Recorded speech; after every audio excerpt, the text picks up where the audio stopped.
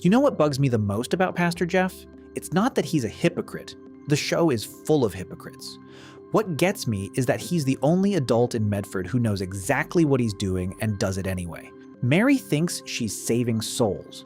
George just wants to be left alone. And Jeff is playing chess while everyone else is playing checkers, and here's what hit me. Everyone thinks Pastor Jeff is just a comic relief guy, the sweet, kinda goofy pastor who's basically background noise for church jokes, like a cartoon Texas preacher who smiles at everyone and says all the right things. A harmless dude in bad shirts. But that's complete BS. Pastor Jeff might be the most calculating person in the entire show, and I mean that. This man manipulates Mary Cooper from season 1 all the way to the finale, and most viewers don't even catch it because he does it with a smile and a Bible verse ready to go. I didn't even notice it myself until that scene where Jeff hires Mary back after firing her. Remember that one? He fires her because she stood up for Georgie and Mandy. Then, when things get awkward, when the church starts falling apart without her, he calls her back, and Mary goes back. Of course she does. And he acts like he's doing her a favor. That's not kindness. That's control. That's manipulation. And this is where it gets good, because if you look at every single scene Jeff is in, you'll see the same pattern. He protects himself first, the church second, and people, he juggles people however suits him in the moment. Honestly, my brain just shut down when I put it all together. Hey, take a seat on Cooper's couch today. We're breaking down why Pastor Jeff is actually one of the darkest characters in this sweet little sitcom, and why nobody is talking about it. Okay, let's not start with the heaviest moment. Let's start with the one that just gets under my skin every time I think about it. The whole story with his first wife, Selena. Remember her? Everyone thinks, poor pastor, his wife left him, he's depressed, sleeping on his office couch and hiding out at the Cooper's place. We get this whole sad arc and we're supposed to feel for him. But dig a little deeper. Why did the marriage even fall apart? Because this man of God lied to Selena from the start about being rich. He built his whole marriage on a basic lie just to keep up appearances. And when Selena found out the truth and dumped him, he ran straight to Mary in a panic. Not because he lost the love of his life, because a divorced pastor is a PR nightmare. He needed to save his reputation, and fast. And look at how perfectly Robin shows up. And you know why things click with Robin? Because Robin is a cop. What better way to patch up a shaky preacher's reputation than marrying a police officer? With Selena, the whole front collapsed and he flipped on the victim mode. With Robin, the status was back and boom, he's the perfect shepherd again. So this whole storyline isn't about a pastor's complicated road to happiness. It's about a guy who picks his image every single time, as long as the image is on the line. And this is the first time the show whispers to us, hey, this guy isn't who he seems. Most people just don't hear the whisper. Okay, now let's get into the thing that really sends me. This is probably the most messed up thing Pastor Jeff does in the whole show, and almost nobody talks about it. Think about how George dies. Think about the funeral. Think about who runs it. Pastor Jeff, the same Jeff who knew for years that George didn't believe. The same Jeff who knew George only went to church because Mary made him. The same Jeff who, in private, was a totally normal dude with George, drank beer with him, watched football, even cracked jokes about church stuff. This Jeff stands up and runs a Christian funeral for a man he barely knew as a believer. But the most painful part isn't George's death itself. It's the way Mary looks at Jeff in that moment and sees comfort. And Jeff looks at Mary and sees, what, a parishioner, a regular customer. Someone who's now going to show up to church even more often, because she needs somewhere to put all that grief. I didn't even catch this until I rewatched the finale and paid attention to Jeff's face during the funeral. There's no grief there. There's not even real sympathy. There's professionalism. It's the face of a guy doing his 100th funeral service. And in some ways, that's normal. He's actually done a lot of funerals. But the problem is, George was his friend. Or he was supposed to be. And in the moment when Jeff needed to be a human, he put the role back on. Think about what a real friend would do. A real friend would sit with Mary at the kitchen table and say, look, I don't know what to say. I'm in shock. George was a good man. A real friend would admit that George was a complicated guy who didn't really love church but loved his family. A real friend wouldn't turn the funeral into another service.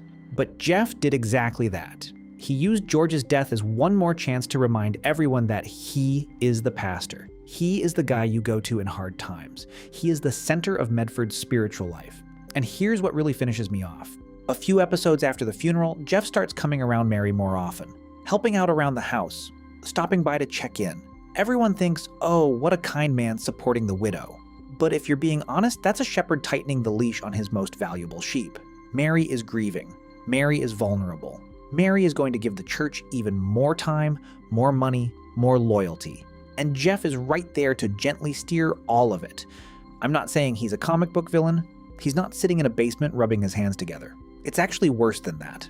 He probably doesn't fully realize what he's doing himself.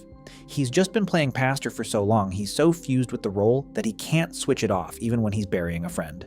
And that, honestly, is scarier than any open evil. This is a guy who lost his real self somewhere about 20 years ago, and now he only exists as a function. Okay, third thing. This one is smaller, but it shows the whole Jeff playbook in one tiny scene. Remember when Sheldon argues with Jeff about science and religion? Sheldon is, of course, a little smartass, and he walks into church with one goal: tear Jeff to pieces. And Jeff does something really clever in that moment. He doesn't argue, he doesn't get mad, he smiles, tells Sheldon those are interesting questions, and says he'll think about it and get back to him. And the audience thinks, what a cool pastor, look how he handled the difficult kid. But here's what actually happened. Jeff knew arguing with Sheldon was pointless. Sheldon is smarter than him on this stuff, and he'd lose a public debate. So Jeff did what every good manipulator does. He moved the conversation to a setting where he has the advantage. Vague answers. Let me get back to you. Friendly tone. In that setting, Sheldon isn't a weapon. He's just a kid, and Jeff is back in control. It's a small moment, I know, but it shows you the main thing about Jeff. He's always looking for the angle where he stays on top. With Mary, that's the job and the emotional dependency. With George, it was a friendship that was never equal. With Selena, it was lying to keep up appearances. With Sheldon, it was, I'll get back to you. And the saddest part is, nobody in Medford sees it. Because Jeff is good. He smiles. He helps out. He says the right things. In a small town, that's enough to make people treat you like a saint. And here's where I'm going with all of this. When you rewatch young Sheldon and pay attention to Jeff, you realize the show isn't really about a little genius. Or, well, not just that. The show is about adults who are all living inside roles they made up for themselves. George plays the tired dad, even though deep down he's way more than that. Mary plays the righteous woman, even though she's living in constant fear. Meemaw plays the fun grandma, even though she's a broken person. And Jeff plays the kind pastor. The difference is, everyone else cracks at some point. George drinks. Mary cries. Meemaw tells the truth. But Jeff? Never. Jeff never breaks character. And that, is the creepiest thing you can say about a person. Because a person who never takes the mask off is a person who has nothing left under the mask anymore. And once you see this, the whole show plays differently. Every Jeff scene stops being funny and starts being a little sinister. Every smile is a calculation. Every sermon is a performance. And you start feeling sorry for Mary, not because she lost her husband, but because the only person she leans on spiritually is an empty suit holding a Bible. The show never says this out loud. It's a family sitcom after all, but if you watch closely, it shows you. And once you see it, you can't unsee it. Pastor Jeff isn't a villain. He's something worse. He's a reminder that the most dangerous people in our lives aren't the ones who openly hurt us. They're the ones who smile at us for years, say the right things, and slowly, quietly make us dependent on their version of reality. Just think about how the pastor secretly baptized Cece behind her parents' back. Anyway, drop your thoughts in the comments. I want to hear what you make of this. And speaking of comments, there are more and more of you, the discussions under the videos are popping off, and I physically can't always reply to everyone. So if this breakdown hit for you and you want to support more videos like this, hit the join button under the video. I'll be straight with you. There won't be members-only videos. Every breakdown is going to stay open to everyone. You'll never have to pay for it. But sponsorship is your way of saying thanks to the channel. In return, you get cool loyalty badges next to your name, and more importantly, your comments get highlighted for me first so we can talk theories and show details directly. There are about 5 support tiers for any budget pick, whatever feels right. Whether you support the channel with a coin or just a like either way, stay with me on the Cooper's couch. Medford is full of characters like this, and we're going to break them all down, one by one. See you.